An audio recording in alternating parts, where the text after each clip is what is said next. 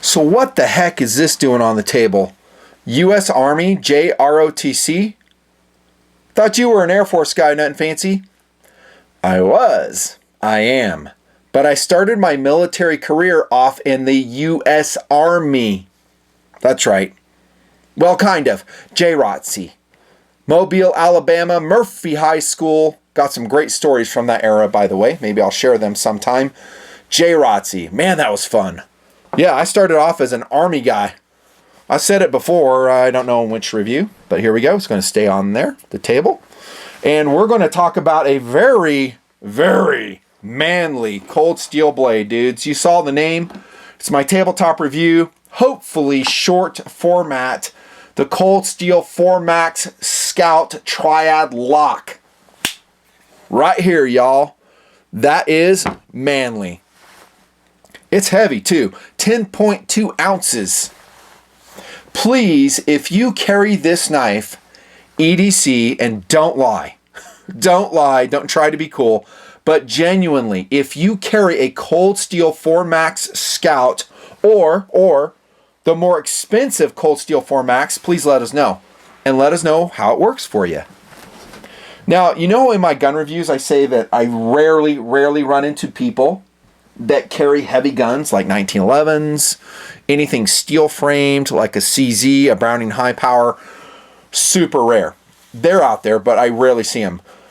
It's more common in the knife world. I have ran into TMPers who are carrying some big blades. Why? There's a simple answer. It makes them happy. That's right. They just like it. And this review is for you guys. The Big Steel 4MAX Scout. It's going to be way, way less than a regular 4MAX, which I have not reviewed yet. I don't know if I will review it. I think probably 90% of my viewers, I was going to say reviewers, my viewers would prefer this one at about 110 bucks. About 110, which is going to be a cold steel. See what I did there? I said cold steel. Yeah, it's pretty good. Anyways, it's going to be a good deal. 110 for this massive blade. Dudes, that is outstanding. Now, it's one thing to put together a large folding knife. I have a semi-large folding knife here. This is the old Harsey designed Lone Wolf Knives T2 for size comparison. And I wouldn't say this is a huge knife, but it's not bad. Look, it's kind of dwarfed by the 4MAX Scout. There aren't a ton of people putting, I'm talking just regular manufacturers. There's a ton of customs that I've seen that are very expensive. But a knife of this size, again, leave it to the old, I don't know about the new, but the old Cold Steel did stuff like that. Lynn Thompson did crazy stuff like that. Him and his design team, Andrew Demko, they're like, hey, let's do something wacky. Let's make a 10-ounce folding knife with a triad lock that envelops the hand, and it's a big slab of steel. Guys dig that. Again, this review is for you guys. I'm still kind of a wuss. Gotta admit it. Still kind of a wuss. Still prefer, if I'm going to go with a large blade, I'll go with something like, I don't know, the Honey Badger. This is still pretty light. Like 3.6 ounces or something like that. Honey Badger against a 4MAX. Yeah, I do that. For me, carrying this, I wouldn't say never, because if we go into a short but interesting discussion on the 4MAX Scout, I think this is a wilderness blade. It's a wilderness blade. And I want to show you a competitive offering where I said basically the same thing. It's in the family, Cold Steel family. You probably have an idea what it may be. Cold Steel SR1. This is just like that knife, even more capable. So it's going to chop, for its size, pretty good. I mean, it has a relatively short blade for wilderness use, 4 inches. Big for a folding knife, or big-ish, but for a wilderness blade, short side. I mean, think about it. When I do a fixed blade review, if a blade is like 5 inches long with a fixed blade review, and it's a field knife, I'm like, yeah, it's barely long enough. This is 4 inch. That being said, though, super strong. You could probably pry apart limbs Skin game, no doubt. Chop with it, dig with it if you had to. I hope you don't, but you could. The steel choice here in this lower priced version is AUS 10A. If you want an upgraded steel, get ready for an upgraded price. I'll give that a pass. I really will. And knowing you guys, you'll let it go dull and you won't even sharpen it ever. So does it really matter what steel choice you have? Hey man, I want S110. Roger that. Your knives are always dull. What's the matter? I'm just messing around. All right, philosophy of use. I think it could be a compact-ish, it's still 10 ounces, wilderness blade. And for, like I said, sheltercraft, fire making, skinning game, digging if you have to. Tactical blade, absolutely. I started off by saying how it envelops the hands. It reminds me of the Spaten.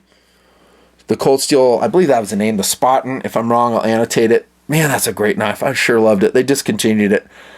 This is kind of the same dynamic. So it really protects your hand with that very deep choil right here. On the Grivery, i.e. FRN handle, which is very nicely stippled, like one of those gun grips that we reviewed here on the table, just like that. These are great handle scales on this. Really great. There's no hot spots, well-rounded, comfortable, adequately long, nice real estate with the Formax Scout. That's a comfortable handle. Now the clip is a little bit different. I'm not a super fan of these wide, broad clips. I'll give it a pass though because this is a big knife. It's a heavy knife, so it's going to need a pretty strong clip to last through the years and through the abuse this knife will probably get. So I'm going to give it a pass. I wish it would carry deeper. Insert standard rants, which should be thinner. It will accept barely thick tactical pants. There's a lanyard hole right here. Look inside. No attempt whatsoever that I can detect of skeletonizing the Formax. And I think that's funny. They probably just said, you know what? We're going to have this big old slab of steel. Why even bother? Why even go through a machining operation to save what? Maybe an ounce, maybe half an ounce. And the market, people who are going to be buying this knife, don't care. They're already at 10 ounces. They don't care. There's a lot of dudes, not just TMPers, but in the knife world, and I've said this in a lot of KRVs, they don't care. In fact, a lot of them like a big heavy blade. And I ain't faulting them for it. Hey, that's a second cool judgment, and I don't slap down judgments on people's second cool, on their style, their taste. I won't do it. I don't want them doing it to me. I mean, I like certain things, and other people go, oh, why do you like that? I don't know. I just do. I just do. The lockup on this triad lock, Formax Scout, is insanely strong. There's a deployment snap for you. There's no movement at all. Triad lock, as always, is superb. The Demco lock, self-adjusting, lasts forever. There's your freaking huge stop pin and the Formax Scout. Here's your centering. Blade retention is fantastic, as it is always with a triad. You can shake it out, reverse if you want. Love the finishing on this blade. Love the finishing. That stonewash finish. Really nice, super excellent edge. I mean, all these cold steels I'm reviewing have just such great edges on them. Thumb studs. Even though they look like a volcano, they don't have volcano issues. It's pretty funny. As a reminder, that means they just are goofy and they're hard to get traction on, and absolutely no occlusion at all, no obstruction in deploying the knife. Really nice. Really excellent. Kind of a folding survival knife, really. It really is a folding survival knife. One criticism I'll level is it's really broad in the folded state. We have seen knives like that on the table, and the Formax Scout same way. It's just, it carries kind of wide in your pocket. Unlike the T2, for instance. That's pretty narrow. Keep that in mind. I really like the knife. I do. Again, I'm not going to carry this. Even as a tactical blade, I'm not going to lie to you guys. Yeah, I'd carry that. I highly recommend it. No way. It's too heavy. 10 ounces? No, dudes, I need ammunition. I need less than lethal stuff. I need my flashlight. A beautiful S2R, by the way, in purple. What? Super cool. Long gone. Oh, light. Still my go-to EDC knife. I'm sorry, light knife. What's my EDC today? Oh, what do you know? It's going to be a grip, Benchmade grip with a full deep carry pocket clip, paired up with an Aegis, mini Aegis, old school Aegis. That's my EDC today. This is a good example of what I'm talking about. So both of these obviously weigh way less than that, and look at all the capability I have. Yeah, this is a Lynch clip, I think, on that one. God, I love this knife. It's so cool. And did I do a handle mod on that? Yeah, I did. I did like an epoxy mod on this side so that skateboard tape would stay on there. What a pain that was. Yeah, I mean, just for the skateboard tape, I did it. Because, well, it was textured like that. And skateboard tape won't adhere to, well, a diamond finish or diamond pattern like that. Sure works good now. Love the axis lock, too. Okay, competitive offerings against the 4 Max Scout. What would I recommend? Well, dude, as you can imagine, I don't have a lot. I don't have a lot of competitive offerings like this. A 10-ounce, super thick. I mean, the thickness of the blade, if I didn't mention, 0.18 inches. 0.18 inches on a 4-inch blade. That's a slab of steel. I don't have a lot of knives like that. I will show you this very cool competitive offering that was sent to me by Officer James Goins, TMP Patreon member. Thank you, James, for sending this knife to me. It is a cast member. It's beat up. It's really cool. This was his police duty knife for years, and you got to believe it because I even have it labeled as such. Say hey to the Cold Steel Recon 1 partially serrated cop knife. Huh. Cop knife. Let's go back to my, 2010 review of this knife. What was the main thing I said? Police officer knife. Recon 1. This would be a top choice for a cop. And here, Officer James G. agreed. Round of applause for your service. Thank you very much. Pro-constitutional officer, by the way, in case you're wondering. Officer James G. I hope you see this review. Triad lock. The Recon 1, at least this version. Fantastic. Look, his clip is all bent up. I got to bend that back. Happens when you beat up a knife. Yeah. Nothing fancy approved. Engrave that. That's pretty funny. It's a fun review. How about this? The Cold Steel Holdout XL. This is insanity personified in a knife. Well, and you thought you were bad for Max? Check this bad boy out. This knife is discontinued. But look at how big that is. It's a hand sword. That's what it is. It's a hand sword. Freaking holdout. I was chopping sagebrush with this on a shoot one time. I was like, man, this thing can chop pretty good. It's a funky knife. Flat ground. What steel they use on this? I think this is AUS 8. It's got some homemade gimping on it. I did that. These aren't really direct competitive offerings against this knife because I don't really have any. I mean, I'm just kind of goofing around here. Here's one in the family.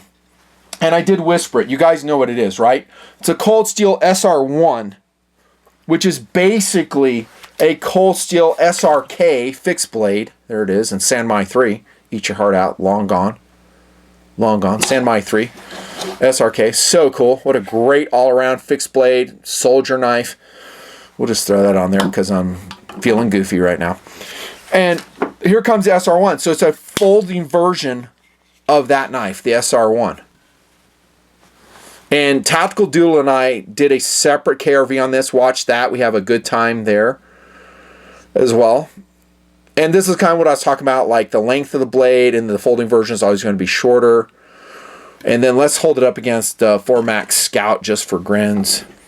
I love the SR1. It's a great knife. Really is. Darn near the same blade length. Look at that. It really is. It's going to be lighter. I think this is 6.8 ounces in SR1 versus 10.2. Thinner blades. Well, not that much thinner, but slightly thinner blade stock. The handle is adequately large, good traction. Really, these blades kind of have the same philosophy of use to me. The Formax Scout, the SR1, and this SR1 Lite, I should say. Really similar. Really similar.